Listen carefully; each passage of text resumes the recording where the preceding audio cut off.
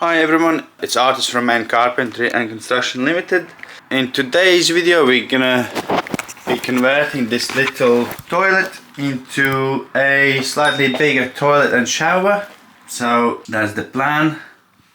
So in short, we're gonna have a 1200 shower tray at that far end. So that will be extended further. So you see, that is we got a space there, so we're gonna utilize that, and that's how we're gonna gain a bit more room. So yeah, it's not a big job, but you know, something different. So we're gonna also have a underfloor heating, electric one, and yeah, so it'll be a little project, something different to what we do usually. But yeah, I think you're gonna enjoy it, and I'll catch up you in a bit.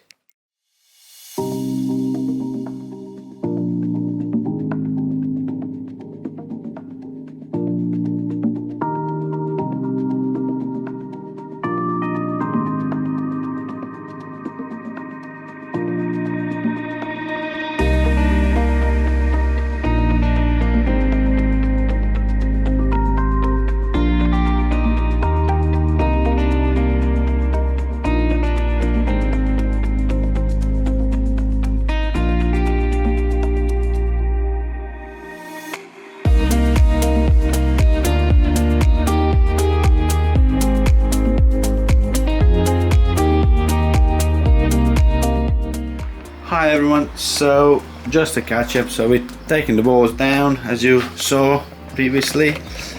So our next step is to change and put a fitting for our toilet, which will sit here. Sink position basically will stay where it is, and we kind of lucky, I guess, that we got a sweat bend into the soil, so we're going to utilize that fitting into the toilet for our shower. So less falls and less problems of blocking it, because obviously it will go into the 4-inch and it is going to be a short run. In here we're obviously going to have to put a stud, so we can get hide that behind, so that position doesn't change, and that will determine where our stud bore will be. But what I'll be aiming is to be, if I can, go flush with that, so we can board it and give a bit more room obviously into the bathroom itself. And also it just, yeah, because we got 1200 by 100 1200 by 1000 shower tray to go in, so that will really determine where our wall will be. With this main wall where you have your fittings, etc., shower screen, I would suggest use 11mm OSB if you can, if you got a room to do that, before you put any board on, either style backer board or any other boards you use. And reason being is going to be easier for you to fix your shower tray, shower screen into, and any other like poles, whatever you have, because this is just a one cold pipe, and it's just an electric, this is just an electric shower, so it doesn't really have that much in there.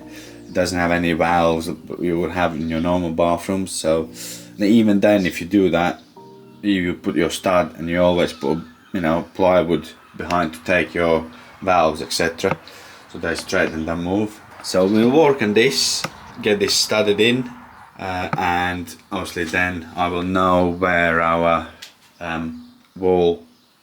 partition wall will be.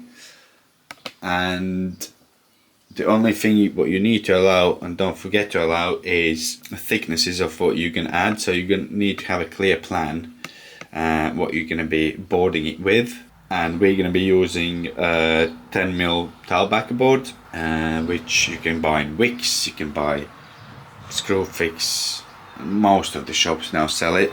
And we're going to also use the tanking system, so we're going to just do all the joints, and where the fixings are we'll use the tape and a tanking system. So being in a shower, just to make sure nothing can really leak ever.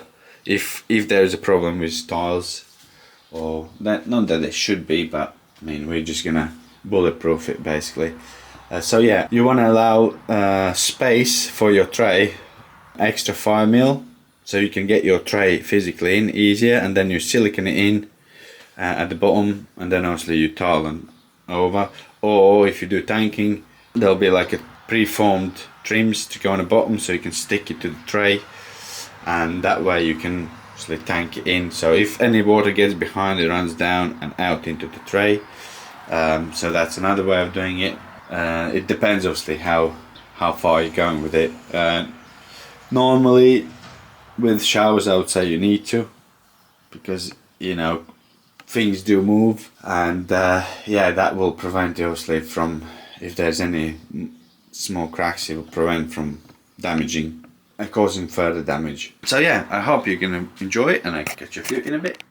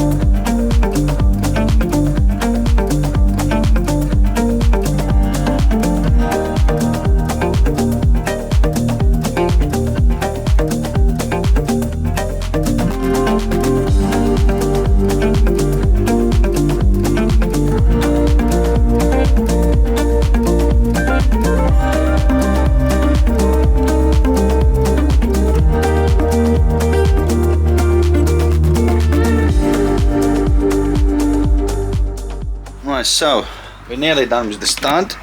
Our next job is to raise floor so we can accommodate for the shower waste. So that's our next job. So why I've done damp membrane between wood and the floor, because I don't know whether they have fitted any damp proof membrane underneath. We can see it's in the wall, but we don't know whether they've done it before they concrete the floor.